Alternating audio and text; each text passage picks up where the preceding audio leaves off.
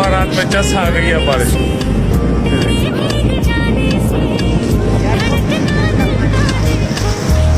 ये है हमारा अबू धाबी मुसफ्फा हाईकैट रेजिडेंट सिटी है। देखिए हर तरफ पानी ही पानी है माशाल्लाह। इतनी तेज़ बारिश हुई है सुबह, तो अभी भी मौसम ख़राब है, बारिश अभी होनी है, आपको दिखाते हैं। ये देखें, ये हमारा हाईकैट मॉल है जनाब। लेकिन हवा के मोबाइल जो है ना वो जनाब निकल रहा है हाथ से। देखें हम भी जनाब आज पानी के अंदर से चल के ही आए। आज अमारात में इतनी बारिश हुई है, दुबई में भी हुई है, अबू धाबी में भी हुई है।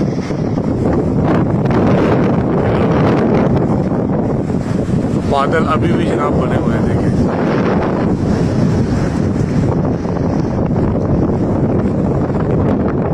ये वर्कर खड़े हैं काम पे जाने के लिए।